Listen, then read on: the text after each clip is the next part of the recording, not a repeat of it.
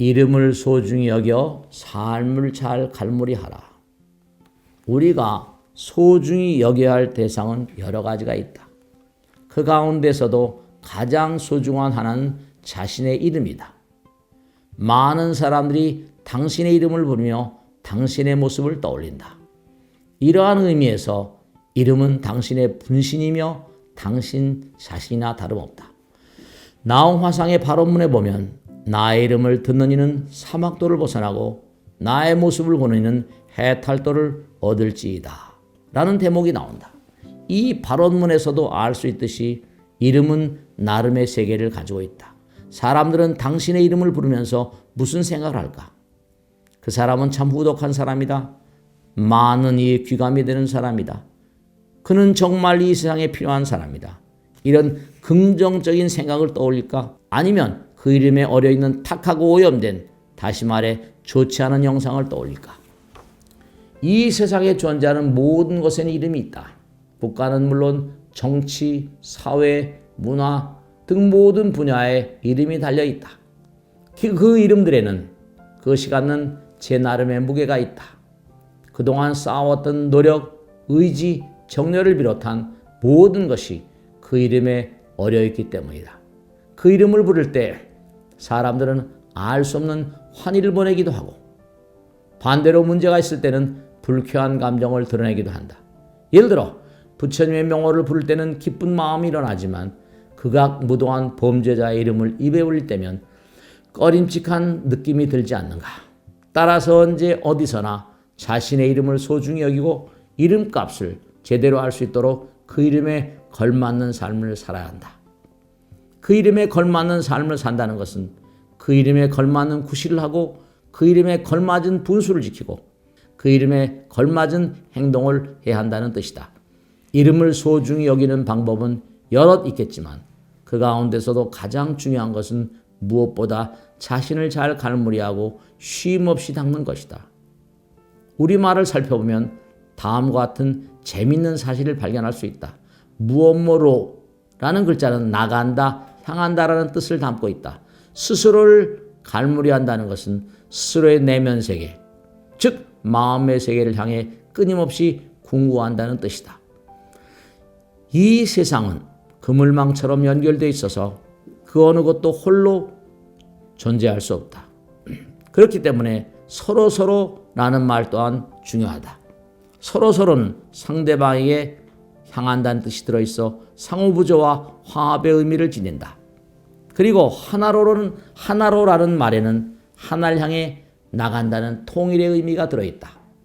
서로서로라는 말은 화합을 뜻하고 하나로라는 말은 통일을 의미하므로 이 둘의 뜻은 약간 다르면서도 같다고 할 수가 있다. 쉽게 풀이하면 자신의 이름을 소중히 지키기 위해서는 스스로를 잘 갈무리하고 서로서로 도와서 하나로 화합하는 삶을 살도록 노력해야 한다는 것이다. 이웃이 내 이름을 어떻게 부르고 어떻게 생각하는가?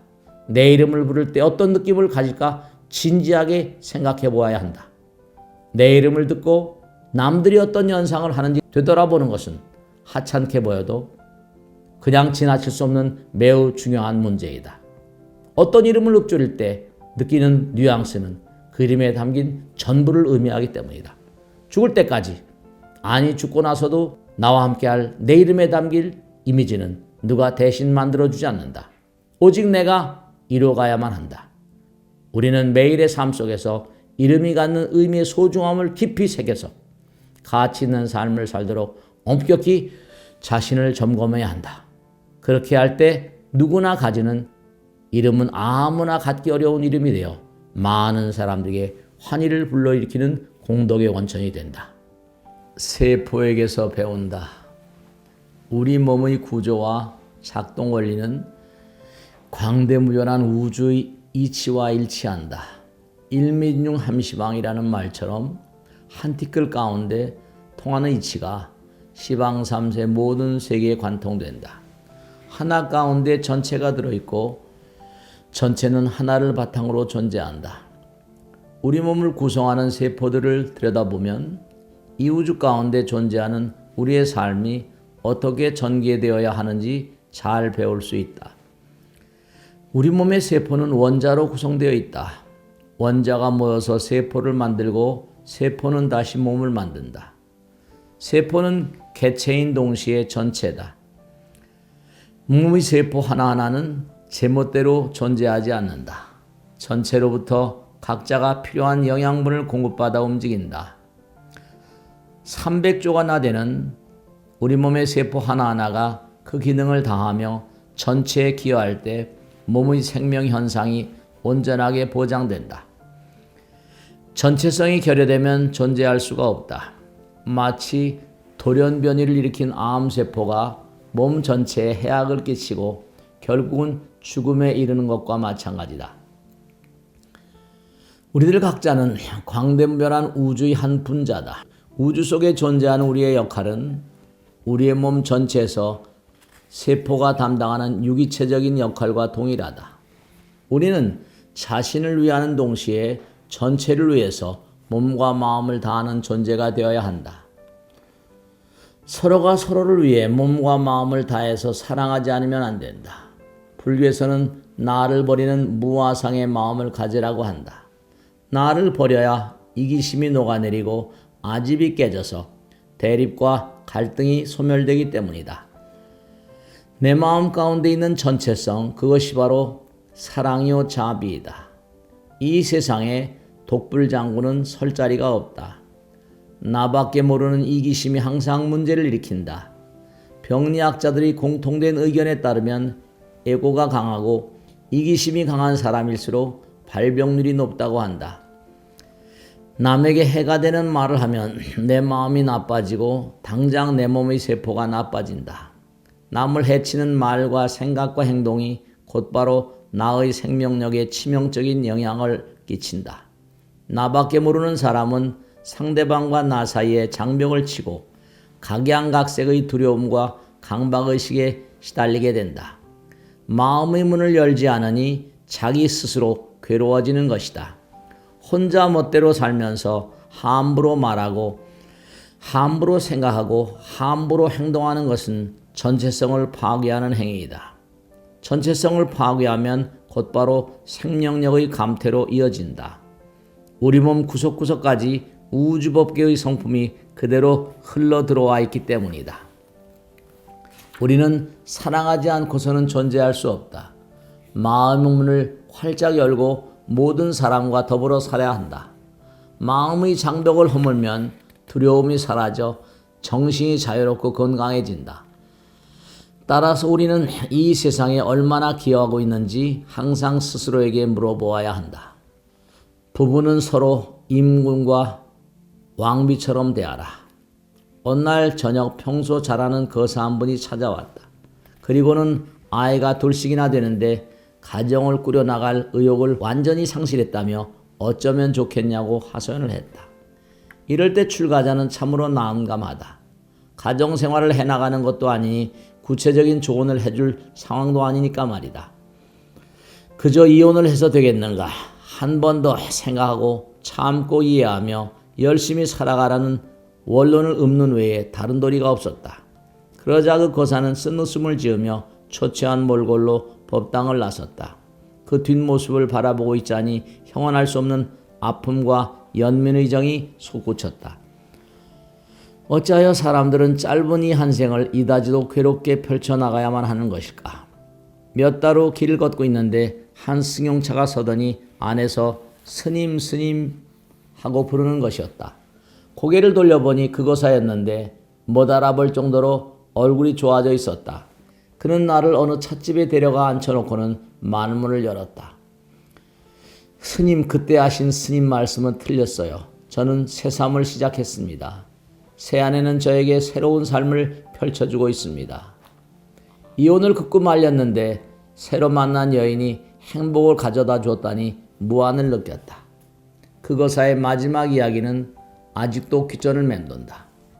스님, 저는 저를 존경해주는 여인을 만났습니다. 그녀는 제게 삶의 자신감을 불어넣어 주었어요. 물론 앞으로 오래 두고 봐야 할 일이다. 그런데 문득 소설가 헨리 토마스의 말이 생각났던 것은 왜일까? 여왕이 되고 싶다면 남편을 임금으로 만들어야만 한다. 남편의 용솟음치는 자신의 원천은 남편에 대한 아내의 헌신에서 나온다. 아내가 남편을 임금이라고 확신시킨다면 남편은 아내를 여왕으로 만들기 위해 최선의 노력을 다할 것이다.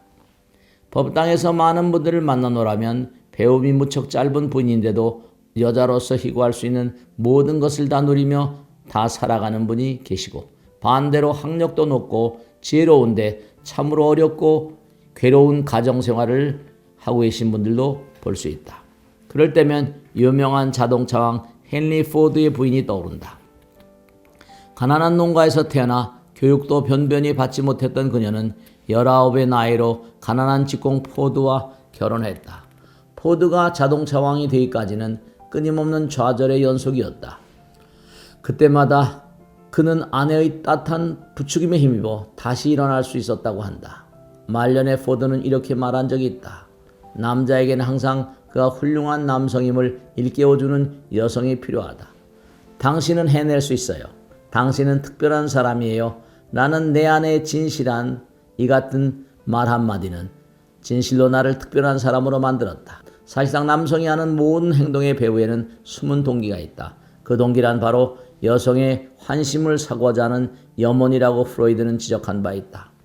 이 세상에 여자가 없었더라면 문명도 문화도 없었을 것이다. 따지고 보면 마철루, 대우나 새로운 발명, 대은행 등의 배후에는 늘 여자가 있었다. 이러한 의미에서 세상의 주인공은 여자라고 할 수 있지 않을까. 미국의 유명한 저술가 클레멘스 도우는 이렇게 쓰고 있다. 남자의 자신감과 야심을 깡그리 말살시키는 최선의 길은 여자로부터 남편으로서 한 푼이 값어치도 없는 시급을 받는 데 있다. 또 남자가 가정을 소홀히 하는 이유도 단 한 가지밖에 없다. 여성의 숭배를 받고 싶다는 본능적 염원이 있음에도 불구하고 한 여인이 그의 소망을 이루어주지 않기 때문이다. 그럴 경우 소망을 이루어주는 다른 여인에게로 가게 된다. 대개의 경우 제의 여자는 그다지 아름답지 못한 경우가 많다. 영리하지도 않고 교양도 뒤처진다. 그러나 한 가지 점에 있어서만큼은 뛰어나다. 그녀는 남자의 자존심을 부추기는 기술을 알고 있다. 그녀는 남자를 마치 임금처럼 받든다. 남자가 그녀를 찾으면 꼭 은총을 받은 듯 눈동자를 빛내며 그를 맞는다. 부부는 서로 한 몸처럼 대하고 서로 아껴야 한다. 그렇게 하면 갈등이 생길 수 없다.